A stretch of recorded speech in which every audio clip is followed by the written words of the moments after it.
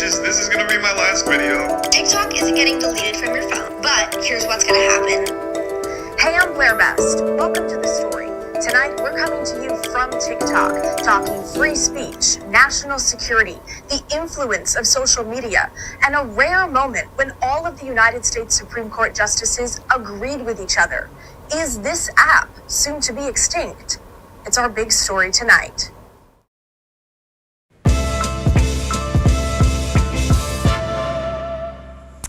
Come Monday, roughly 170 million Americans could lose access to the video sharing app TikTok. It's a case that's come to embody the tension between the U.S. and China and the growing role social media plays in both politics and everyday life. Today, the U.S. Supreme Court unanimously upheld a ban on TikTok signed into law by President Biden last year. It requires TikTok, which has a Chinese parent company, to be sold to a non-Chinese company by this Sunday or be banned in the U.S. That's because for Chinese companies, under their laws, the Chinese government can access data from private companies. The idea being that the Chinese government is getting enormous amounts of data from Americans through the app. The justices admit that the law does have an effect on free speech and expression, but they think there's a good reason for it, writing in their opinion, quote, an effective ban on a social media platform with 170 million U.S. users certainly burdens those users' expressive activity in a non-trivial way. But essentially, the justices say that they agree that the law was written specifically to target the ownership of TikTok, not the content on the app. They say that even though China claims it has not accessed TikTok user data, that does not mean they can't or won't. But justices also acknowledge the fact that TikTok is basically new terrain for them. They don't know much about it, and that they should be careful not to, quote, embarrass the future. TikTok posted this response from its official account today. Rest assured, we will do everything in our power to ensure our platform thrives as your online home for limitless creativity and discovery. Now, TikTok is not just a place to spend time scrolling. Lots of businesses use it to advertise and sell things, including some local businesses like Seagrape Apothecary and Live PDX. We have been able to cultivate such an impactful and magical community with the assist of TikTok, and it's going to be a challenge finding ways to connect with like-minded magical folks without that app. We're creative, we're quirky, and we will make it happen. That's fine, but it is complicated and it is challenging, and it is having to toss away something that has been so helpful and supportive for a small business. I've described it as the great equalizer because it really has helped small people compete with big organizations. You know, and that, I mean, that is everything to me. The big guy's got deeper pockets, but sometimes the great equalizers, really help level the playing field. So how did we get here? It's been a bit of a roller coaster, with lawmakers and presidents, plural, changing their minds. The initial push for a ban began back in 2020, toward the end of then President Trump's first term.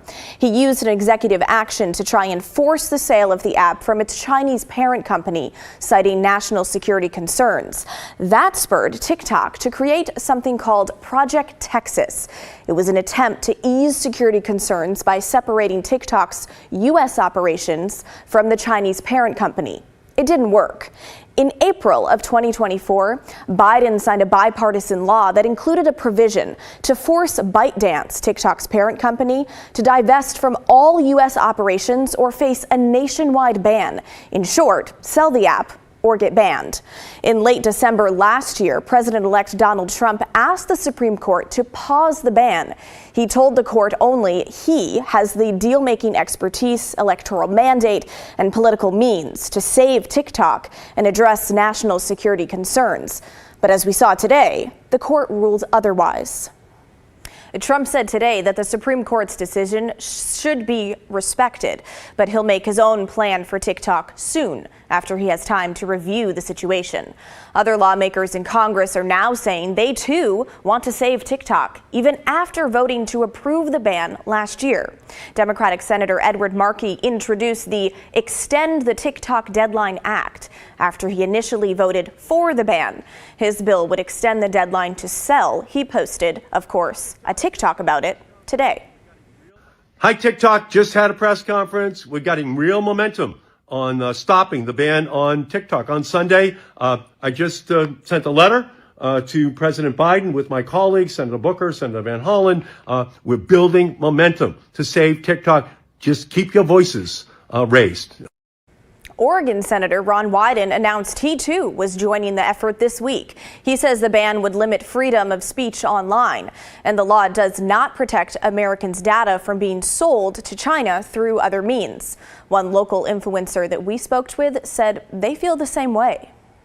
We live in the greatest capitalist economy in the world, but this is inherently a very anti-capitalist thing. So getting rid of whether it's a foreign or domestic company in a free trade capitalist market is a big deal. So for me, I hope that the TikTok ban gets pushed and that we reevaluate, as far as data sharing, data theft, alleged things like that. Now, others say they're concerned about the political leanings of social media platforms like X, formerly Twitter, and Facebook. Meta, which includes Facebook and Instagram in particular, stands to gain new users if the ban goes into effect. And the CEOs of Meta, X, and ByteDance are all expected to be at Trump's inauguration on Monday. So what happens to TikTok in the meantime? There are a couple of possibilities. One, you could still access the app if you have it installed already. It would be taken off any app stores and would stop receiving updates, leading it to slowly become unusable. Option number two is a little more immediate. One attorney for TikTok told the Supreme Court that if the ban is upheld, the app will simply go, quote, dark. So what are your thoughts on TikTok? Do you use it? Are you worried about its ties to China? Let us know. Email the story at kgw.com or call and leave a voicemail, 503-226-5090. Well, now to a close call in Northeast Portland, where a car plowed into this homeless camp overnight. Miraculously, nobody was hurt, and police say the driver ran off and still has not been found. Now, I went to that camp today, and it's along what's considered a high crash corridor, a dangerous area where camps have previously not been allowed for exactly this reason. Safety is hard to come by as a homeless person in Portland. Just take it from Peter. I don't feel safe anywhere on these streets of Portland anymore. And Friday morning was just another example as to why. It's very traumatic. Around 1 a.m., a car drove into these tents, tucked along the I-205 northbound on-ramp and Northeast Gleason Street. The next thing I know, he's crashing through all of our tents down here on the side. This video was taken right after it happened. We were laying down and this car just went over the top of us. Portland police say no one was injured, but it was a close call. If it wasn't for all of our stuff, we would be dead. The car literally went right over the top of us. It's a miracle. You hear shopping carts flying and... The driver ran. Portland police are still searching for them. There was no I'm sorry's or is anyone okay. His only worry was his belongings in his car. He grabbed them and continued running down the street. 3 years ago, a citywide emergency declaration went into effect, prohibiting camping along dangerous high crash corridors to prevent crashes like this from happening. The tents hit Friday along Northeast Gleason are at a city-designated high crash intersection, one of the 30 most dangerous streets and intersections in Portland. KGW is told camp removal crews have been prioritizing and targeting camps like this. But on Friday, a spokesperson for Mayor Keith Wilson said that emergency order is no longer in effect since it was enacted under a previous administration. As for if it will continue under Mayor Wilson, a spokesperson for the city's Portland Solutions team says, "I don't know if Mayor Wilson has made a determination about that yet, but the impact reduction program is currently under direction from the city administrator to continue to prioritize high crash corridors and safe routes to schools, as well as areas around city shelters." We're told removal crews cleared tents along Northeast Gleason Street today, just not where the crash happened. So, for those who remain along I-205, you're just surviving. You're getting by day to day. Despite the danger, they don't plan on moving unless forced, and chalk this up to just another day of being homeless in Portland. We're back to where we started. It's nothing new. It just feels like the same old. Now, those at the camp choose to put their tents there because they panhandle along Northeast Gleason Street. They say city camp removal crews are clearing them every few weeks, and the rule is they have to move at least 2 blocks. So Peter has been doing just that, going in 2-block circles for weeks. He also tells me he's on housing wait lists and is just waiting for a call. Well, coming up next on the story, the budget problem in the city of Portland is far worse than initially thought, and layoffs are coming. But despite that, the new city council voted this week to spend more than $4 million to hire more staff. Details when the story returns.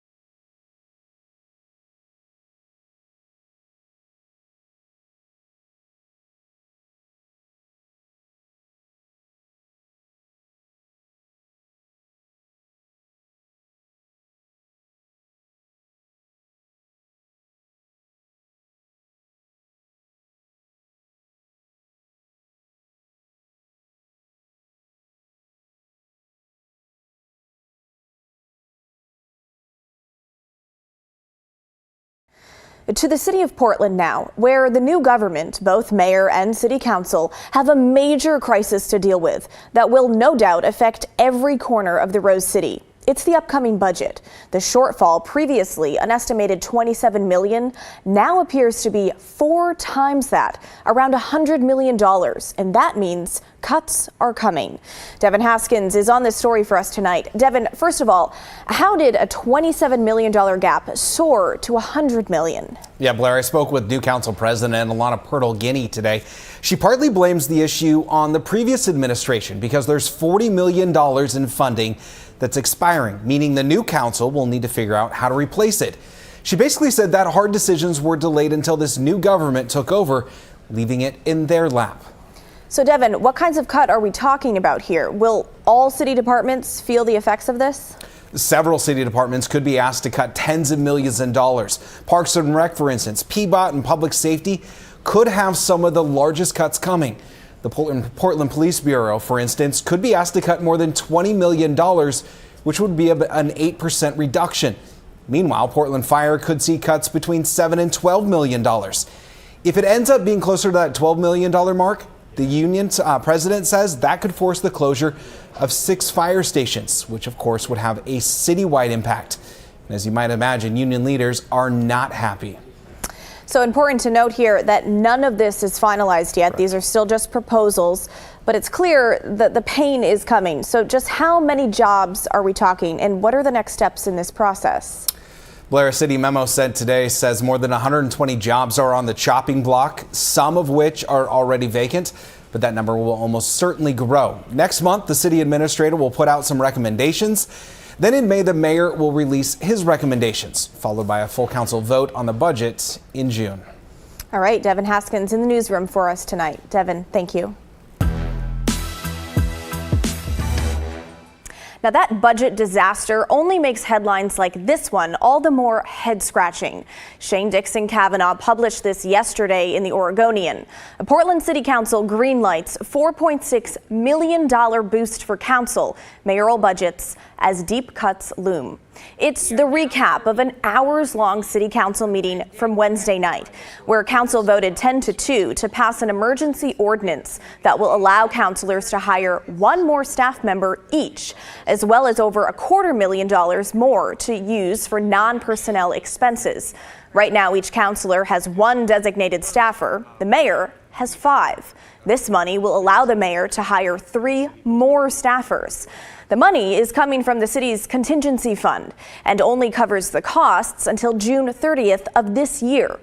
After that, budget officials estimate that making this ordinance permanent will cost around $12 million a year, according to the Oregonian. Nearly all of the councilors agreed that a single staffer is simply not enough to help them focus on both policy and constituents. Councilor Eric Zimmerman described the previous staffing model as being, quote, kneecapped.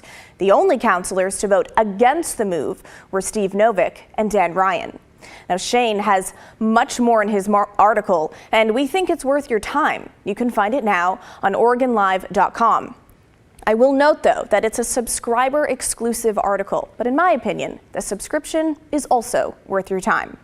Now, as I was reading that, I could feel a few of you seething through the TV. Remember, you can always vent to us. We love to hear it. So email us, the story at kgw.com, or call and leave a voicemail, 503-226-5090. Well, now to the state of Washington, where a state law limiting how much ammunition you can have in a gun magazine is being tested in front of the Washington Supreme Court. This week, justices heard arguments over the constitutionality of a ban on magazines defined as high capacity. The lawsuit that's climbed to the state's highest court is based out of Kelso. Drew Mickelson brings us the highlights. Washington State Supreme Court justices will need to decide if this ban on magazines that hold more than 10 rounds violates the right to bear arms. The state argues it's a matter of public safety. Legislators passed a law in 2022 prohibiting the sale of any magazine that holds more than 10 rounds. Despite the ban, Gators Custom Guns in Kelso continued selling those magazines defined as high capacity.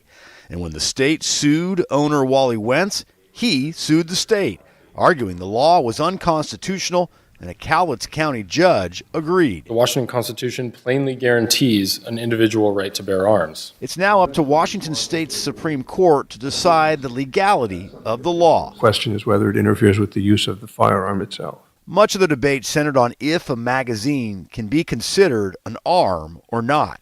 The attorney representing Gators Custom Guns argued magazines are essential and a common part of a firearm, therefore a protected right. But I think the possession of them would necessitate that they are being used for defense of the state. It is to prevent, even prophylactically, tyranny of the government. Large capacity magazines are not necessary for self-defense and are routinely used in mass shootings. But the state's Solicitor General argued because of the public safety risk, the state can limit magazine sizes. In typical self-defense scenarios where someone discharges a firearm, only 1 or 2 shots are fired. Would you like to fight with one hand in your pocket or both hands balled up? The gun shop owner who sued the state is confident he'll prevail. Who gave the state the authority over a constitutional right of the people of this state and this country to decide what is right for them? A ruling is not expected for several months. If the gun shop owner loses,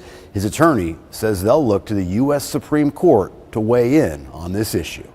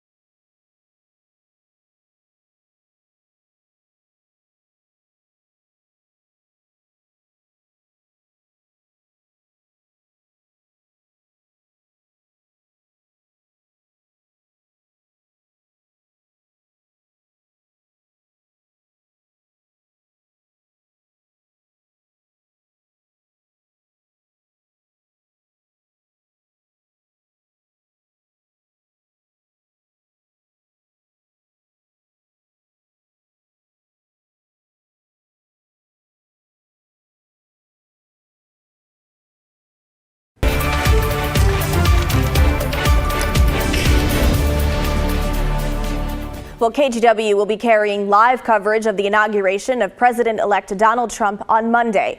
Coverage of the event from the heart of our nation's capital begins at 7 a.m. Pacific time. Again, that's Monday, right here on KGW. Well, it's no secret that one of President-elect Trump's main priorities revolves around immigration and the mass deportation of undocumented immigrants. Just take it from Trump's so-called border czar in a sit-down with NBC News. I think mass deportation and results of mass deportation are more important to this country than anything. We're going to protect the national security of this country. But the issue of immigration extends far beyond people who are undocumented. There are different programs, visas, and consequences for not following certain regulations. The list goes on.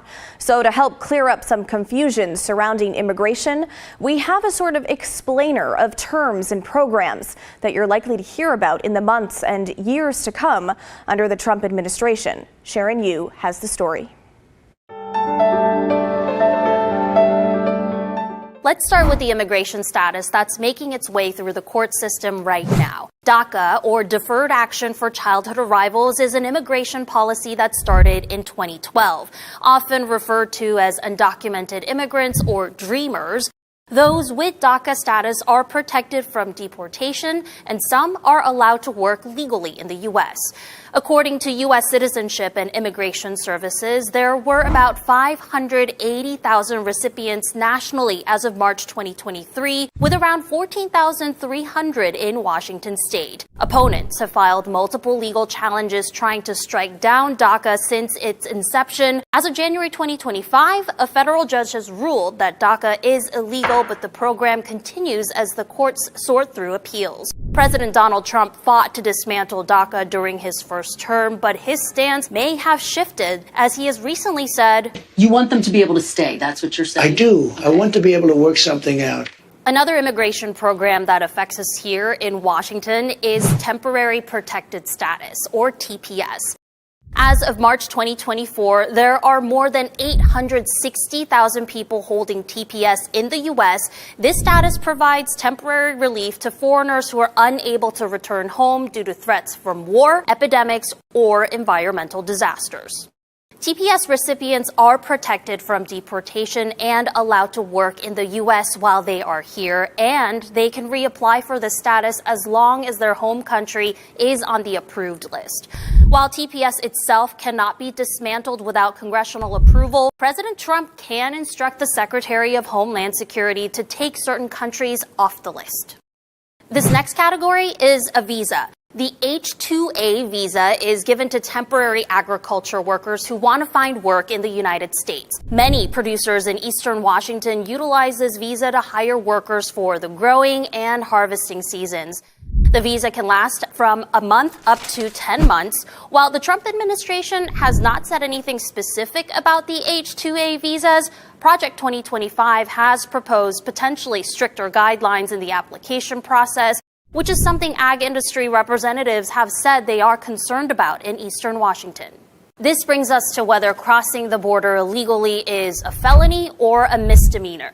According to Title 8 U.S. Code Section 1325, first-time illegal entry is typically a misdemeanor that could bring fines and prison time of up to 6 months. A second illegal entry can be a felony that comes with fines and prison time of up to 2 years. It gets complicated when you re-enter the U.S. after officially having been deported. Then it is a felony with penalties that depend on criminal history. So calling someone who has crossed the border illegally a felon is technically incorrect if it is their first time. When you come to the U.S. on a valid visa but stay after the visa has expired, that is considered unlawful presence. You also have unlawful presence if you cross the border and stayed without proper documentation. There are a few exceptions, though. If the person was brought to the U.S. illegally as a minor, they might qualify for DACA. A person may also qualify for certain protections and visas if they are a victim of abuse or human trafficking. With the upcoming Trump administration, it's difficult to predict what might happen to dozens of different types of visas, statuses, and programs that all fall under the immigration system. But knowing the different types that we most commonly hear about may help you navigate the issue with clarity. Well, that is the end of our show, folks. Thanks so much for watching. And don't forget, everyone has a story to tell. If you missed any of our episodes this week, you can get caught up on KGW Plus on your own schedule. Just download the free app now on Roku, Apple TV, and Fire TV. The good stuff is coming your way next. We hope you have a great weekend. I'll see you right back here on Monday night at 6:30.